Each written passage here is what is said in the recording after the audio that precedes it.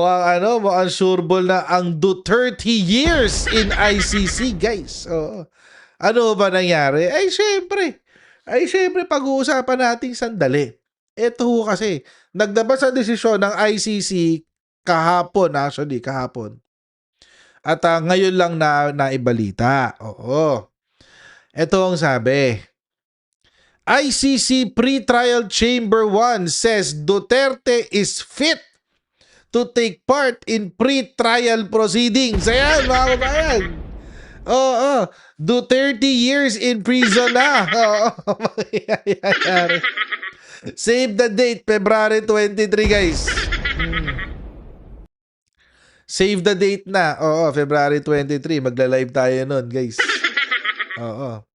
Magla-live tayo nun. Confirmation of charges na. Ini-schedule na ang confirmation of charges. Oo. Sa February 23, 2026. Confirmation of charges na. After ng confirmation of charges, yun, diretso na tayo sa trial chamber. Oo. Ito, basahin natin yung decision. Ito yun eh. January 26, 2026. Ayan. Ay, today pala yung nirelease. January 26. So, balikan lang natin ang kwento, guys, ha. Balikan lang natin ang kwento. Napakahalaga kasi nitong desisyon na to eh. Kasi mga kababayan, alam naman natin mga kababayan na isinuko ng Pilipinas si Rodrigo Duterte sa ICC March of 2025. Malapit na anniversary, guys! Ilang buwan na lang, anniversary na! National Day of Mourning para sa mga DDS.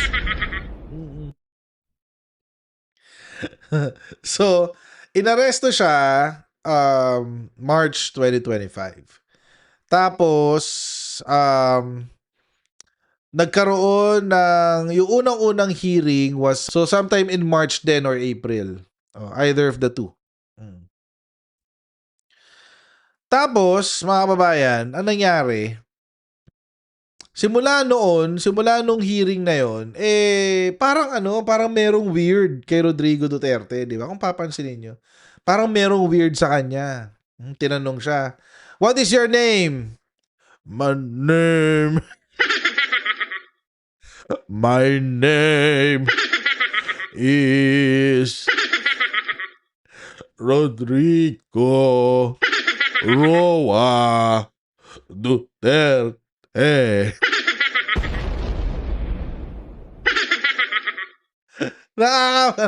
Nakakatawa kasi hindi naman siya ganun magsalita.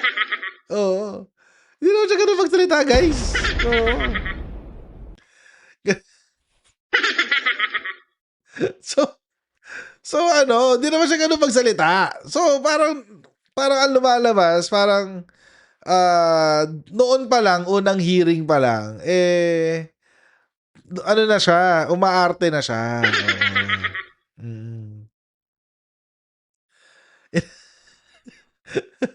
Umaarte na siya noon. Nagpapaawa, kunyari hirap na hirap. Oo. Kunyaring may sakit. Oo, ganyan. Tapos, mga kababayan, nag-postpone ng hearing. Nagkaroon ng hearing, nagkatuloy yung hearing. And then, nagkaroon ng decision na yung confirmation of charges will be done in July last year. July last year.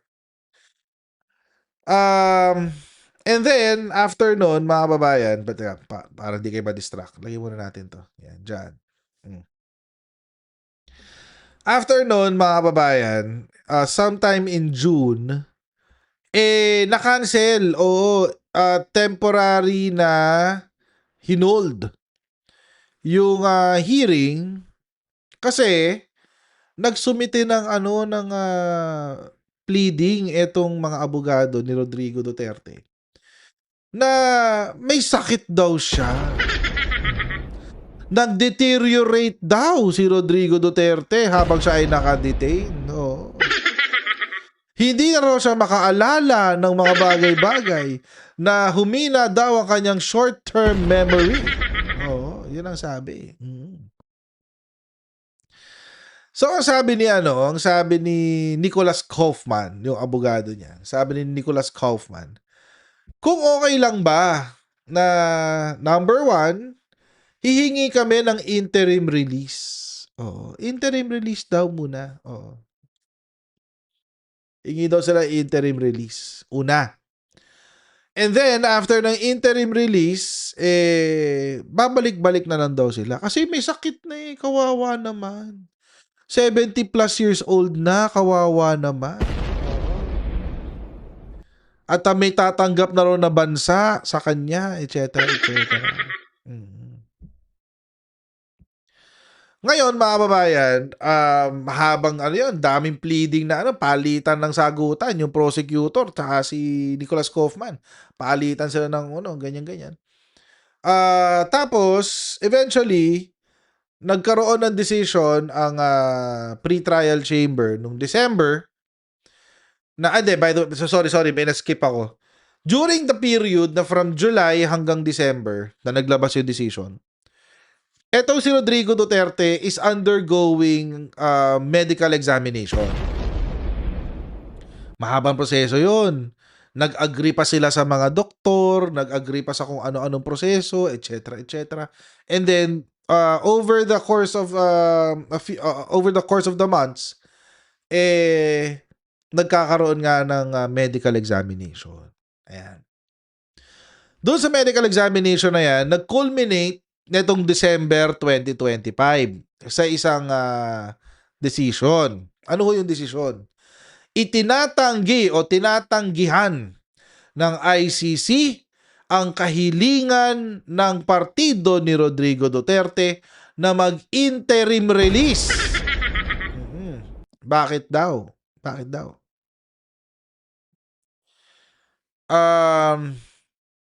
Bakit daw itinanggihan? Kasi wala naman daw sakit si Rodrigo Duterte. Sabi ng mga doktor, wala naman siyang sakit. Bakit yung pinipilit na may sakit? Wala naman pala. Oo. At ang nagpabisto sa kanya ay yung coin test. Meron pang meron pang nakasulat sa decision na parang pinepeke lang ni Rodrigo Duterte yung kanyang sakit. Dahil nabisto nga sila doon sa coin test. Ano ba yung coin test? So, yung tawag dito, yung doktor, papakita ng coin sa kanyang kamay. Tapos, isasara niya, tatago niya sa likod, tapos ibabalik niya yung kanyang kamay na nakasara. Itatanong, nasaan dito yung coin? Ngayon, mga kababayan, ang sabi, majority of the time daw, kahit ang mga tao na merong pinakamalalang sakit ng Parkinson's or Alzheimer's or whatever, pinakamalalang cognitive disorder, nahuhulaan kung nasaan yung coin. Nahuhulaan kung nasaan yung coin. Kahit yung may mga pinakamalala na sintomas, pinakamalalang sakit. Oo. Pero si Digong, hindi niya nahulaan lahat. lahat ng tanong niya, hindi niya nahulaan kung nasaan yung coin. Anong sabi nung psychiatrist? Ang sabi ng psychiatrist, napaka-imposible niyan. Hindi mangyayari yan. Hindi yung mangyayari yan. Oo. Hindi mangyayari yan. Kahit papaano, meron siyang itatama. Kasi nga, yung pinakamalalang may sakit sa pag-iisip, nahuhulaan kung nasaan yung coin. Oo. Di nabisto ngayon itong si Rodrigo Duterte na pinepeke niya yung kanyang tawag dito, yung kanyang Alzheimer's o pagiging ulyanin. Pinepeke niya. Bistado. Bakit ngayon tayo nagkaroon ng final decision? Kasi mga kababayan, nung nilabas yung decision na yon, nag-file ng motion for reconsideration yung partido nila. At ito, mga kababayan, yung sagot doon sa motion for reconsideration. Ito yung sagot. Oo. Sa motion for reconsideration. At ito na yung what do you call this? Final tawag dito? Final and executory na decision. Okay? Basahin lang natin sandali. Dadaanan lang natin yung mga salient parts. Yung mga importanteng parte lang. So, eto, July 18, 2025, nagsumite ng medical report ang partido ni Digong na meron daw siyang cognitive impairment sufficient to warrant litigation of the matter prior to holding of the confirmation hearing. Tapos ang sabi, dahil daw meron siyang cognitive impairment, dapat daw magkaroon ng indefinite adjournment. Ibig sabihin, itigil muna natin yung proceed sa kaso indefinitely. Tingnan natin. Malay ba natin kung may sakit talaga, ganyan-ganyan. Pero pinagbigyan itong indefinite. Actually, meron ngang dito, kumontra na judge. May dissenting opinion dito na hindi naman kailangan ng indefinite adjournment. Oo. Pero wala na, nangyari na, andyan na. It's history already. So, pinayagan yung indefinite adjournment. Okay. Ngayon, September 8, 2025, Judge Maria del Socorro Flores Liera decided to postpone the hearing on the confirmation charges for the time strictly necessary to determine whether Mr. Duterte is fit to follow and participate in the pre-trial proceeding. So, ito yung kinukwento ko kanina na pinayagan sila na, tawag dito? Pinayagan sila doon sa indefinite adjournment. Okay. Tuloy ngayon tayo. On December 12, 2025, the prosecution, the OPCV, and defense submitted observations on the panel reports. Ito na yung resulta nung nung medical exam. The prosecution requests the chamber to conclude that Mr. Duterte is capable of meaningfully exercising his procedural and fair trial rights. Huwag natin mabasahin na buo. The OPCV requests the chamber to find Mr. Duterte is fit to participate in the proceedings. Yung depensa naman, syempre, sa kabilang panig, in light of the inconsistencies undermining the overall weight of the general joint conclusion on fitness, the chamber must seek further clarification. Oo. So, ang sabi ng partido ni Digong, baka naman pwedeng isa pang Chicken Joy. Isa pa raw, kasi wala, di lang nakuha yung resulta na gusto nila Kasi dun sa decision, yung sinabi ng panel reports, okay naman si Digong. Pwede naman siyang mag-proceed daw sa kaso. So, ayun. So, itong kabilang sabi, hindi, wait lang. Kailangan natin kumuha ng further clarification. Okay, sige. Ito ngayon yung resulta. Ito, binibigyan ng bigat ng judges yung ginawa ng mga doktor. Okay, na official siya, walang mali, etc., etc. In that context, ito ang desisyon the chamber notes that the defense submits that the panel failed. The panel failed. Failed.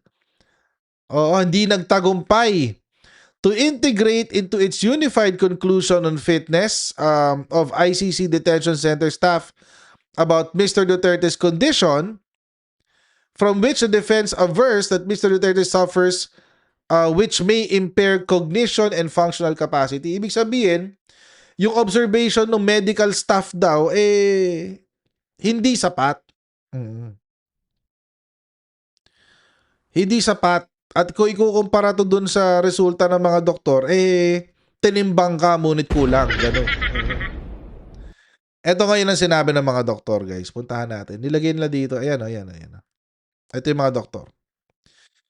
The chamber further observes that the conclusion of the panel on the specific capacities which the chamber had illustrated are necessary for the meaningful exercise of Mr. Duterte's procedural and fair trial rights are clear and unanimous. Okay. Ito sabi ni Professor Juan. Professor Juan is of the opinion that he cannot rule out that Mr. Duterte may have blank, whatever yung nakita niyang cognitive impairment. It is impossible to rule this out in view of his unreliability.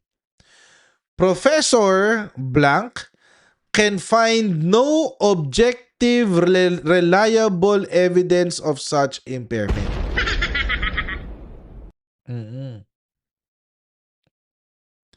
Wala raw makitang senyales or sintomas ng sakit.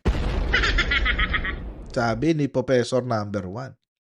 Professor number 2 is of the opinion that Mr. Duterte has the mental capacities to understand the charges, has the functional mental capacities to understand evidence and to follow the evidence, has the functional mental capacities to understand the conduct, purpose, and possible consequences of the proceedings, and has the functional mental capacities to instruct counsel for the preparation and conduct of his defense at the pre-trial stage. Yun. Anong sabi ni Professor number 2? Mr. Duterte has the capacities for the meaningful exercise of his procedural and fair trial rights. 2-4-2 na. Na okay daw si Rodrigo Duterte. Healthy daw siya. Pwede daw siya mag-participate sa kanyang sa kanyang kaso, sa kanyang hearing. Professor number 3 is of the opinion that Mr. Duterte's capacity on the balance of probability is not so impaired from a neuropsychological perspective as to prevent his from giving evidence. Hindi naman siya mapipigilan ng kanyang ng kanyang nararamdaman, sabi ni Professor 3. Sa bagay, mga kababayan, imagine si Rodrigo Duterte ilang taon na pero manyak pa rin. Diba? DOM pa rin. Mukhang hindi naman siya napipigilan. Manyakons pa rin. Ito pa sabi ni Professor. Professor 4. Professor is of the opinion that Mr. Duterte has a clear understanding of the legal proceedings and has a partial understanding of the accusations. He also understands how his whatever might impair the legal proceedings. Blank reduces to some extent his ability to stand trial. Yun. So medyo dito kay Professor 4, medyo 50-50. 50-50. Pero naiintindihan naman daw ang mga nangyayari. Baka nakumbinsi ng drama ni Digong. Nakakuha sa drama. Ito si Professor, pakilan ba to? 1, 2, 3, 4, 5. Si Professor number 5 is of the opinion that Mr. Duterte has the cognitive abilities to comprehend the accusations and the conduct of the pre-trial proceedings. Nagwawala na mga DDMs ngayon. Kaya daw niya mag-isip. Di ba? Malinaw daw ang kanyang pag-iisip. He has the cognitive abilities. Wala siyang diferensya sa pag-iisip. Sabi ko, wala siyang diferensya sa utak. Kaso parang meron yata. Parang may diferensya siya sa utak. Anyway. Tapos, ito, last. Professor Blank, during the interviews, Professor Blank discussed the trial proceedings with Mr. Duterte, and with his knowledge of the current stage of the trial, his appraisal of the accusations are presently known to him, and with past professional experience, he is able to instruct counsel. So ano ibig sabihin nito, mga kababayan? Itong mga parte na ito na binasa ko sa inyo. Itong mga kababayan, ang sinasabi po niyan, simple lang. Sinungaling si Kaufman. Yun lang ako sinasabi niyan, guys. Sinungaling si Nicolas Kaufman. Kasi si Nicholas Kaufman, paulit-ulit niyang sinasabi, hindi, may sakit talaga yung kliyente ko, may cognitive disability siya. Hindi siya makakapag-participate meaningfully dito sa kaso na to. Wala, hindi siya kailangan siyang palayain, kailangan siyang interim release. Kasi kasi may sakit talaga siya sa pag-iisip. Oo, yun talaga. Kaso mo, pinatunayan na sinungaling si Nicholas Kaufman. Sinungaling siya. Hindi tinanggap yung argumento niya, guys. At pinaniwalaan ng sinasabi nitong mga panel of experts. Oo. Ano ang sinasabi ng panel of experts? Wala naman sakit si Rodrigo Duterte. Wala naman siya sakit eh. Ano ba kayo? Sige lang, mag-hearing lang kayo. Walang sakit yan. Kaya-kaya niya intindihin yan. May problema ngayon si Nicholas Kaufman. Bakit? Anong problema ni Nicholas Kaufman? Putahan natin yung isang pinakadulo ng desisyon. Ito. Ito ang problema ni Nicholas Kaufman. In light of its above finding that Mr. Duterte is able effectively to exercise his procedural rights and is therefore fit to take part in the pre-trial proceedings, the chamber rejects the adjournment requests. The proceeding relating to the confirmation of charges are therefore resumed. Ayan, balik na tayo sa kaso, guys! Balik na tayo sa hearing. Resumed. Oo. Recalling its duty pursuant to Rule 121, one of the rules to ensure the fair expeditious conduct of proceedings under Article 67 of the statute, the chamber hereby sets the date of the commencement of the confirmation of charges hearing for February 23, 2026. Ayan na, mga babae. Ayan na. Eto na yun. Tuloy na sa February 23 ang confirmation of charges hearing, guys. Oo. Good luck kay Nicholas Kaufman. Good luck kay Nicholas Kaufman, guys. Mukhang kailangan niya maghanap ng bagong kliyente. Sisante ka na! Sisante na. Oo. Paano na yung signature campaign nyo? Wala nang Paano yung signature campaign nitong mga DDM sa to? Wala nang pag-asa. Kahit ano pang sabihin ng Korte Suprema dyan, guys. Wala, hindi na uwi sinigong. Save the date, guys. Save the date. February 23, 2026.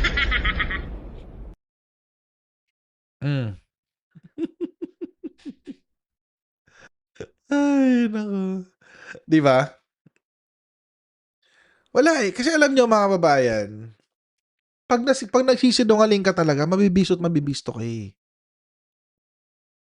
In this case, it's just a very public way of, bisto. Di ba? Imagine, ilang buwan din kumita si Nicholas Kaufman, no? $2 million a month. Diba? $2 million a month. Tapos naka 10 months na siya. Grabe.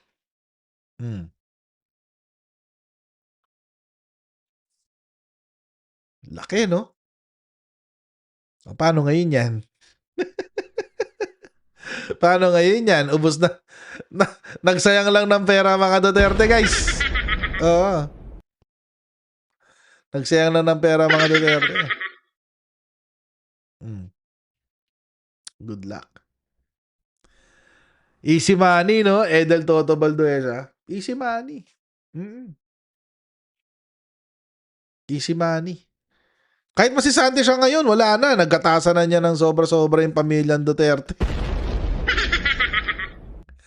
Oo.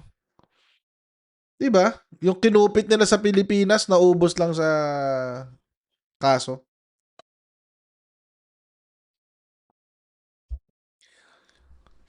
Kahit masisante siya ngayon, eh, wala, eh, tapos na, eh. Hmm. Correct, Aaron Villarreal na-prolong lang yung agony. Pinatagal lang yung pahirap.